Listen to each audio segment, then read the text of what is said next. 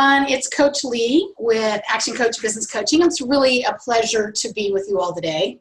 And I'm very excited to share with you some strategies for maybe making some improvements in your life if you want to, or helping you to uncover maybe some things that have been holding you back for a while. So that's the title of my presentation, and it's called the Identity Iceberg.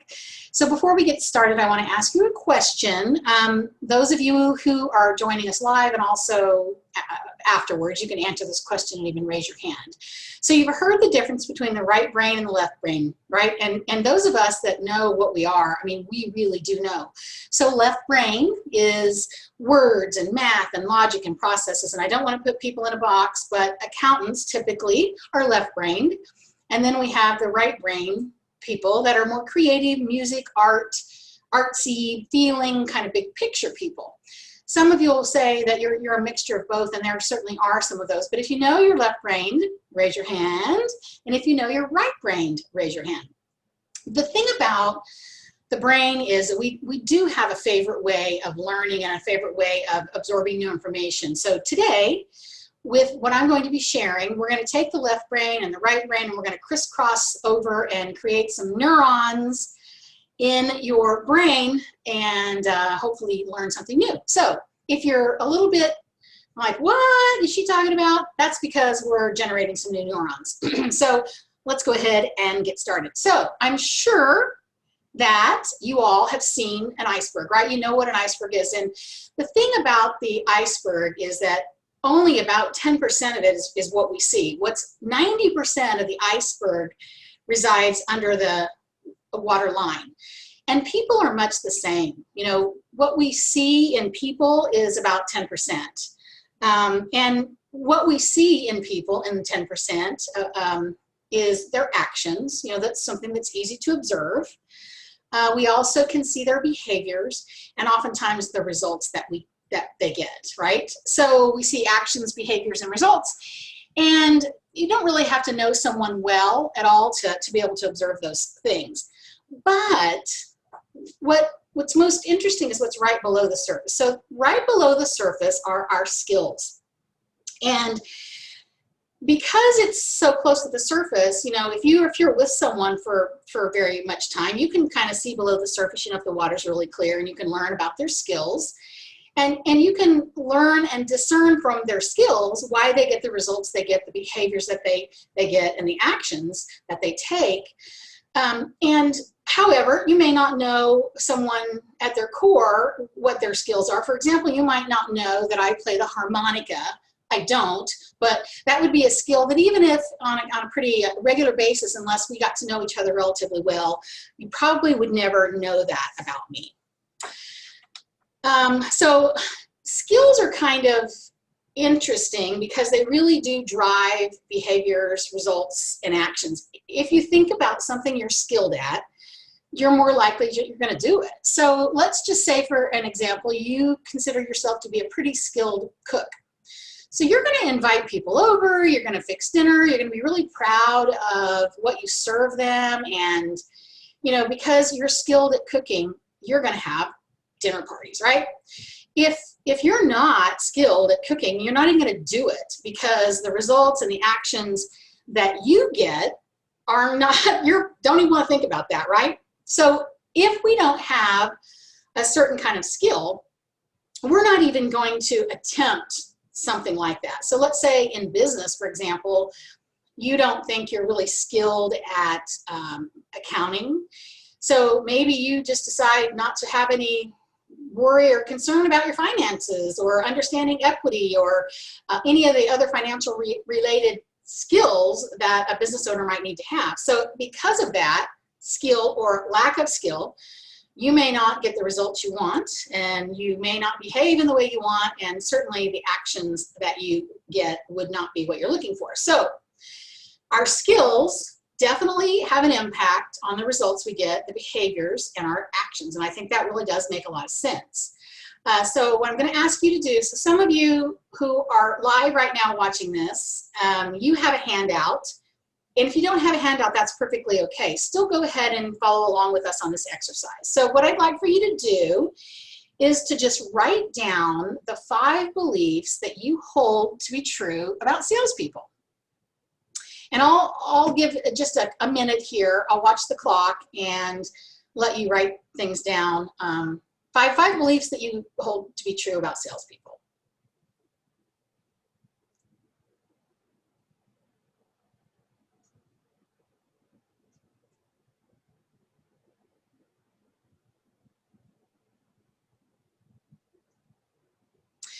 So, you know, what underlies our skills and our beliefs really do drive our results, our actions, and our behaviors. You know, I love this quote from Henry Ford, and he said, "If you believe you can or you believe you can't, either way you're right." You know, maybe some of us are holding on to beliefs that are not serving us well, and maybe some of those beliefs need to be challenged. Let's say that you believe that money is the root of all evil. And by the way, the Bible doesn't say that money is the root of all evil. The Bible says that the love of money is the root of all evil. But let's say that your whole life you've been brought up that only bad people have money and wicked people have money, and the chances of you learning a skill that ultimately has you making a lot of money is very unlikely. So the belief that you have is certainly going to drive that skill. That's why it's so important to really have a close look at or discern where your beliefs are and maybe why the beliefs have come to you. If you believe that no decent human being in the world would be a salesperson, what's the likelihood that you're going to go into sales? It's not going to happen. So I don't know what the beliefs are that you all wrote because I'm not there live, but I have done this exercise a lot of times.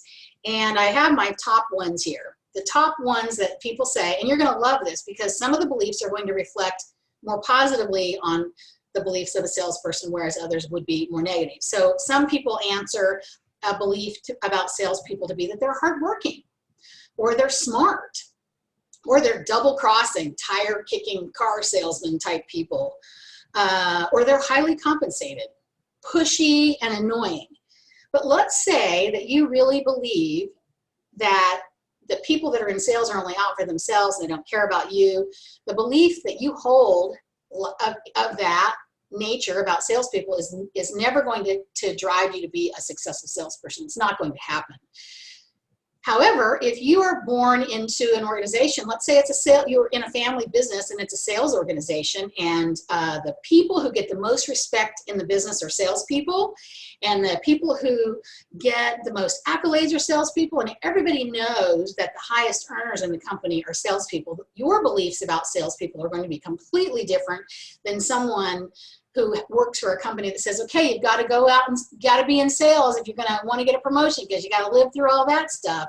Totally and completely opposite views of that. So the thing that underscores the beliefs then, that underscores skills, are our beliefs. We're not going to obtain a skill in which we really don't have a belief about, or a positive belief about.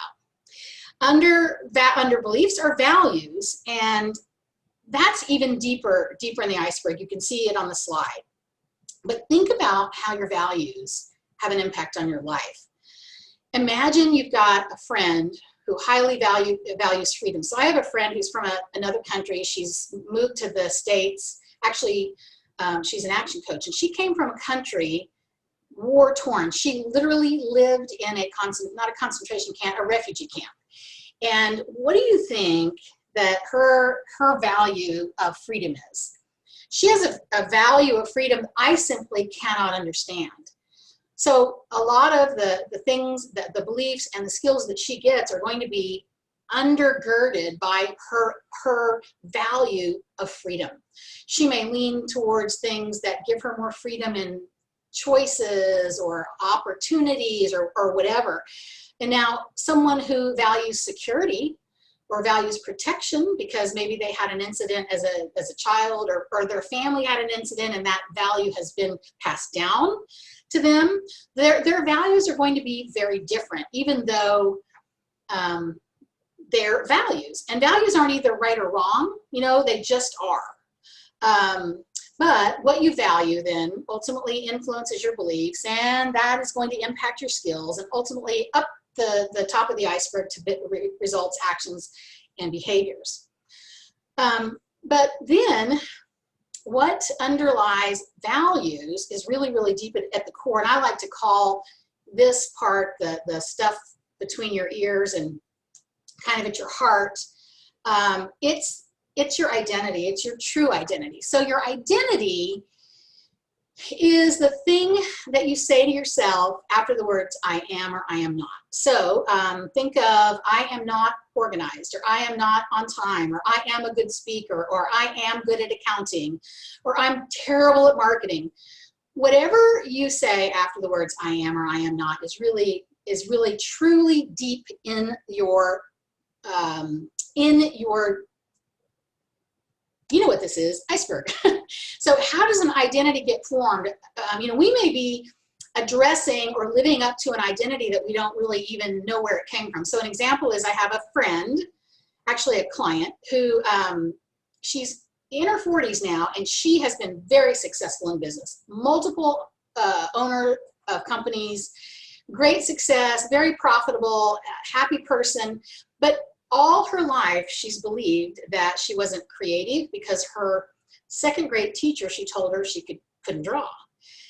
So here she is in her 40s thinking, why did I let somebody give me that label, that identity, and then I kept it and didn't even question it? So what are some of the identities that you've owned or other people have put on you that really need to be rethought, maybe reshaped, or maybe completely reorganized in your head? And then finally, after identity is then the environment. So environment is really, really impactful. It's the powerful thing though is it's not something that can't be changed if you wanted to. So why the environment it shapes who we are is, if you think about the iceberg, the environment where it lives, if an iceberg is in Alaska, it's going to be much different than an iceberg that's on the coast of Florida or the Caribbean. And so that's why you can imagine that the environment has such an impact and shape over our identity, our values, beliefs, and skills. So here's the thing I want to talk to you about next with environment. Part of the environment is who we hang around with. So our environment consists of three things, really. It consists of our affirmations, it consists of our associations, and it consists of our intakes. So the first thing I want to ask you about is, I want you to do another little exercise here and ask you to write this down. And those of you who don't have this, it's fine. You can just write it down on a piece of paper, and I'll quiet myself for just a minute. Who are the 5 people that you spend the most time with? Think about that, and if you need to have a look at your cell phone and see, besides your kids and maybe your parents and a spouse, who are the 5 people that you spend the most time with?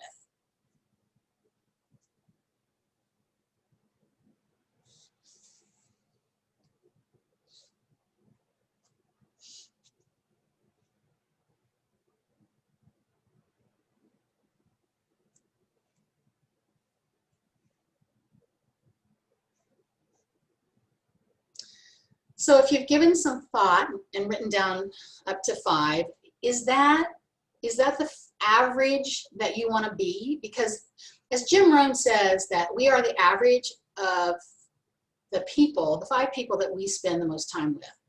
So if you are not where you want to be, maybe you need to level up your game around who you choose to be around, who you are allowing to influence you in your life. So the formula for changing the identity iceberg, that thing that seems to be so concrete and so hidden and so below the surface, are 3 things. The associations, who we spend time with, and then affirmations, the things that we say to ourselves when no one else is listening. I love to say that because it's, have you ever said something to yourself that you wouldn't even say to somebody else because it's so mean and awful?